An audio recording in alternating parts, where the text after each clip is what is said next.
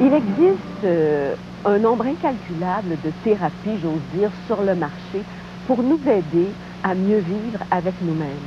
Il y en a des plus mystérieuses que d'autres. Et moi, j'en ai découvert une récemment grâce à une maquilleuse qui m'a dit avoir suivi cette thérapie et avoir obtenu un résultat spectaculaire en peu de temps. C'est la thérapie du tunnel. On vous en parle ce matin, d'abord à partir d'un témoignage, le témoignage de Ginette, qui a décidé un jour, il y a quelques années, de suivre cette thérapie-là. Vous, Ginette, vous aviez, au cours de votre vie, suivi un certain nombre de thérapies. Effectivement, parce que j'ai quand même eu une vie où il y a eu beaucoup de violence. Bon, j'ai fait des foyers aussi, etc. Et puis, bon, j'ai suivi des thérapies qui ont été efficaces, mais j'avais toujours comme cette espèce d'angoisse qui revenait tout le temps, une crise de panique. Bon, une crise, une angoisse qui était là continuellement. Peur de mourir? Ah oui, c'était définitivement ça. C'est comme si j'avais l'impression d'être venue au monde avec ça. C'était comme ça me suivait depuis que j'étais toute petite. Et cette peur qui vous angoissait, vous n'étiez pas capable de dire d'où elle venait, vos thérapies n'avaient pas mis le doigt dessus? Non. Et donc, vous avez rencontré Lorraine Loranger, qui va être avec nous tout à l'heure, qui va venir nous expliquer exactement ce que c'est que la thérapie. Vous l'avez rencontrée, et qu'est-ce qui vous a plu dans son approche à elle? Premièrement, j'ai rencontré Lorraine personnellement, et puis je regardais son cheminement, puis je trouvais ça formidable. C'était comme une ouverture, je la voyais là, épanouie, dégagée, et puis elle m'inspirait surtout confiance. Oui. Et puis j'avais comme une espèce j'appellerais ça un sixième sens, que elle était dans ma vie, mais c'était pour, j'avais quelque chose à faire avec elle. D'accord. Quand Lorraine a commencé à me parler de ça, sur le coup, ça m'a fait comme peur. Pourquoi? Ben, de retourner, là, tu sais, de retourner en arrière. Puis moi, avec le passé, avec la violence que j'ai vécue, j'ai quand même eu, des expériences traumatisantes que vous n'aviez pas envie de revivre. Là, que j'avais pas du tout envie de revivre. Et puis, mais par contre, j'ai compris avec elle aussi les conséquences que ça avait dans ma vie. De ne pas vouloir retourner, de ne pas aller à la source, essayer bon, il y a des choses, il y a des décisions que j'avais prises là-dedans inconsciemment. Il y a des façons où j'étais en réaction. À un moment donné, je m'apercevais que dans ma vie, il se passait quelque chose, puis je faisais une réaction, mais c'était une overdose là, de réaction. Là. Je me disais, ben voyons, c'est comme... Ça n'a pas de bon sens, c'est trop. C'est comme, je fais super comme si c'était la fin du monde. Je vivais tout comme si c'était la fin du monde, comme si c'était un drame, comme si c'était une question de vie, une question de mort. D'accord. Pas compliqué, c'était ça. Et qu'est-ce qui se passe à cette thérapie-là? Qu'est-ce qui vous est arrivé à vous? Bien, à partir de là, j'ai commencé la thérapie et puis, ça se fait pas sous forme d'hypnose, là. Quand on parle de tunnel, c'est pas ça du tout. Vous êtes vraiment consciente. C'est sûr qu'il y a un état de relaxation. Il y a un degré de conscience qui est là. Tu es témoin aussi de ce qui se passe. Quand tu retournes, tu n'es pas juste dedans, tu es aussi témoin. Tu es comme, sujet et celui qui observe, là. Et elle vous fait remonter dans votre passé. C'est-à-dire que toi, tu remontes, parce qu'elle te fait visionner ton tunnel. Et à partir de là, c'est toi qui as le contrôle, dans le fond, c'est toi qui le contrôle, c'est une façon de parler, parce que dans le fond, c'est s'abandonner à ça. Mais c'est d'aller en toi. Alors, moi, il y a des parties de mon tunnel, par exemple, où j'avais visionné mon tunnel, puis il y avait une chambre où je voyais un mort, mais je passais là, puis c'était comme... J'allais partout sauf là. Parce que c'était trop épeurant. Et puis... quand je me souviens, quand je suis venue à bout d'entrer dans cette chambre-là... Où il y avait le mort. Où il y avait le mort, j'ai commencé à revivre mes expériences où j'ai approché la mort. J'ai quand même eu, vous avez été frappée, exemple, battue. J'ai été battue. Mon frère, à un moment donné, c'est un alcoolique. Et puis, je l'ai fait de l'alcool, il m'a quasiment étranglée. Là, j'étais en train de perdre la vie. Alors, les conséquences que ça a eu, ça, là, c'était comme, je me sentais comme allée, pas de force. Tu sais, tu te sens allée, tu n'as pas de force. Puis j'ai fonctionné dans ma vie avec toujours une espèce, ça me demandait des efforts, tout le temps. Pas de force, pas de santé, pas de... Bon. Et puis, en continuant plus loin, en fouillant au niveau de l'expérience d'abord, il y a des fois, je ne voulais pas y aller, là. Il y a un paquet de résistances qui étaient là, puis je me souviens encore de la musique. Ginette, il faut que tu y ailles, ou tu dois, tu as un choix, là, où tu y vas, mais c'est comme, tout le long, l'accompagnement qu'elle a fait, c'est de me sécuriser. J'avais besoin d'être sécurisée dans où j'allais parce que c'était épeurant. J'avoue que... Et il paraît que vous êtes même remontée dans le ventre de votre mère. Oui. Comment ça Je suis remontée dans le ventre de ma mère. Bon, ma mère, quand elle était enceinte de moi, elle avait à peu près 6 mois. On avait un poêle à gaz et puis ça a explosé. Et puis, elle a été brûlée, tout le visage. Alors qu'elle vous portait. Alors qu'elle me portait. Ça, la conséquence de ça, c'est que j'ai réalisé quand je suis remontée dans le ventre de ma mère, je me suis sentie vraiment comme crispée comme ça. Et puis, la peur de mourir. La peur de mourir, j'entendais plus. C'est comme si pour un espace de temps, je n'entendais plus le cœur de ma mère. Et puis là, j'ai eu peur de mourir. Ça veut dire que la peur remontait à aussi loin que l'accident qui était arrivé à votre mère et vous l'aviez enregistré. Oui, je l'avais enregistré. J'ai téléphoné à ma mère après pour lui demander ce qui s'était passé. Et elle m'a expliqué ce qui s'était passé. Elle m'a dit, la peur que j'ai eue, c'est, elle n'avait pas peur pour elle, elle a eu peur pour moi que je meure. Alors, et puis elle ne s'était pas vue. Et quand elle s'est regardée dans le miroir qui était brûlé, là, elle dit, le cœur me fait juste un tour, comme si le cœur m'arrêtait. C'est probablement ça que j'ai que vous avez ressenti et intégré. Mais une fois qu'on passe à travers tout ça et qu'on remonte aussi loin dans son passé, comment on se sent pour continuer à vivre et continuer sa vie telle qu'elle est? Ça doit bouleverser un peu. Bien, ça bouleverse. La vie change. C'est comme on dirait que les événements, les gens changent. Ça change. À un moment donné, là, j'étais dans un contexte où je ne savais plus quoi faire, comment faire. C'était comme tout était nouveau. Bon. Et puis... ça doit bouleverser les relations de couple un peu. Oui, bien là, moi, j'ai vécu un divorce, qui a mis fin à une... J'avais déjà vécu mon divorce avant de rencontrer... Ah bon, d'accord. Madame Loranger, mais je continuais dans mon pattern de violence. J'avais un nouveau conjoint, et puis, qui lui n'a pas ce pattern-là. Puis là, je comprenais pas, là, à un moment donné, je faisais des réactions, puis là, je me disais, ben voyons, là, c'est comme... Comme vous mettre en colère pour à peu près rien? Oui, pour réaliser que, en arrière de cette colère-là, c'était la peur. J'avais peur de le perdre, j'avais peur de ne pas être... j'avais une sous-estime de moi-même, etc., etc.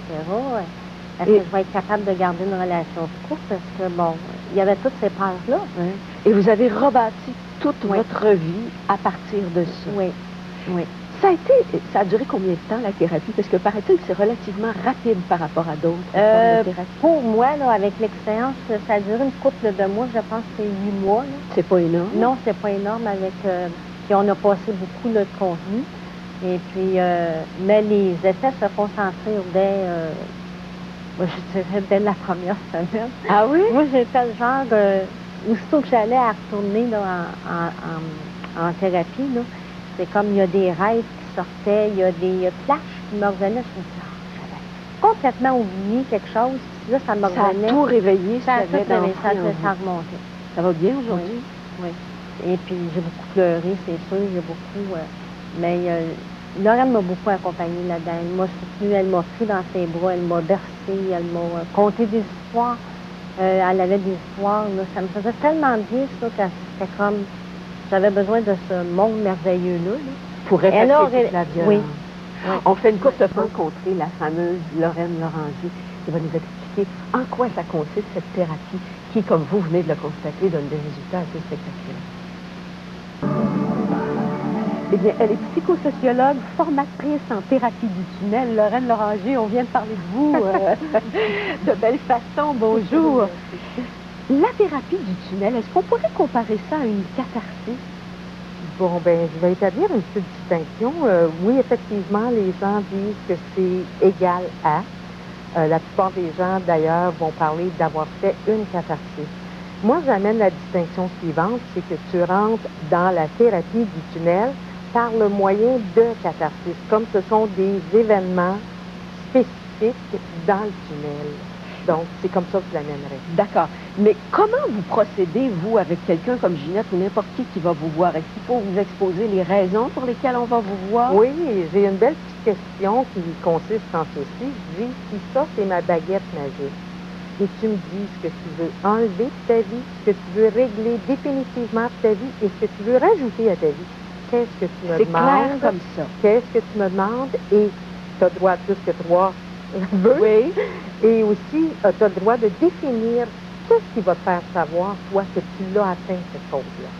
Donc, on procède avec, il faut vraiment que ça soit délimité, il faut vraiment que ça soit, il faut que la personne soit capable de le conscientiser, de savoir c'est quoi qu'elle attend. Tu as dit le bonheur, c'est très large, mais comment tu vas savoir, toi, que tu as le bonheur? Bien, je vais sourire plus facilement, je vais avoir une vie agréable, je vais m'entourer de gens qui m'aiment, c'est comme ça. D'accord. Et là, pour les amener dans ce tunnel-là, comme Ginette nous l'a raconté, qu'est-ce que vous leur dites? Comment vous les y amenez?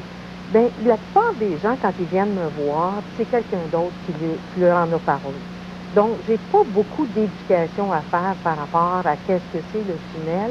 Ils ont déjà, par le partage d'une personne comme Ginette, par exemple, ils savent déjà un petit peu dans quoi ils s'engagent.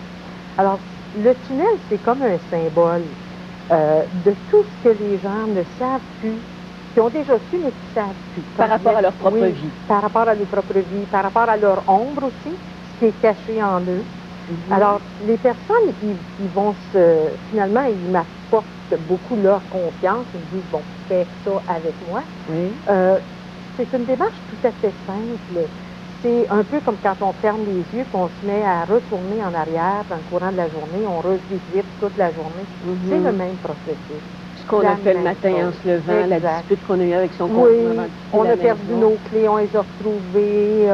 On a oublié de faire tel téléphone, ça nous revient. Donc, et vous procédez par question-réponse, vous? Non, pas du tout. La personne... Les deux, non, en même temps. Non, en même temps que la personne s'engage à aller dans le tunnel, c'est-à-dire qu'il y a un processus pour se rendre au tunnel. Le processus, c'est que tu te rends à ton tunnel. Bien des fois, c'est un tunnel visuel. Si la personne est visuelle, c'est un tunnel visuel. Parfois, c'est un tunnel dans le corps aussi. C'est les sensations du corps qui vont guider la démarche. Donc, moi, je ne fais pas d'intervention, voilà, voilà, voilà. Elle va aller où elle a besoin d'aller. C'est une démarche qui fonctionne avec le subconscient, donc je laisse le subconscient de la personne diriger vers ça. Alors, elle va aller au tunnel. Tout ce qui se trouve à l'extérieur du tunnel, c'est ce qui se passe dans sa vie de maintenant. Ce qui est à l'intérieur du tunnel, c'est tous les événements, soit occultés, mal digérés, mal compris, pas intégrés du tout. Alors, la personne va régler d'abord le quotidien et ensuite procéder pour entrer dans le tunnel.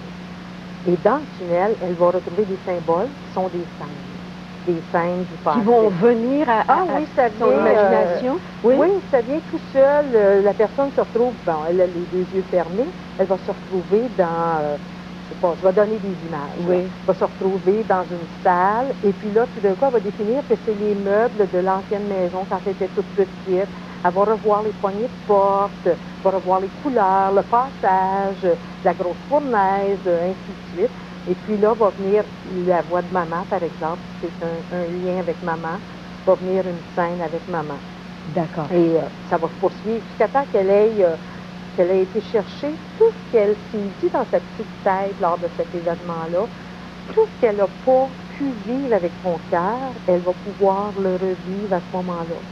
Et souvent, le corps physique va être libéré d'une colère, va être libéré d'une tension, va être libéré de ce qui a pu être pris dans le corps pour garder cet événement-là. Et à quoi vous attribuez le fait que les résultats se fassent sentir aussi rapidement par rapport à d'autres thérapies? Oh mon Dieu! J'aimerais bien pouvoir tout expliquer, mais je pense pas que je puisse tout expliquer. Je pense que c'est une question de ce qu'on sait, nous, des livres. Ce qu'on sait nous fait beaucoup moins mal que ce qu'on ne sait pas. Ce qu'on ne sait pas, on le traîne comme si c'était un boulet. Ça nous fait mal, c'est sûr que c'est pas dans la connaissance, mais ça nous fait mal, ça nous enlève des possibilités. Ce qui fait que ça va aussi rapidement, c'est que la personne n'a pas à me consulter moi pour savoir si moi j'ai des réponses. C'est elle qui possède tout son bagage avec toutes ses réponses.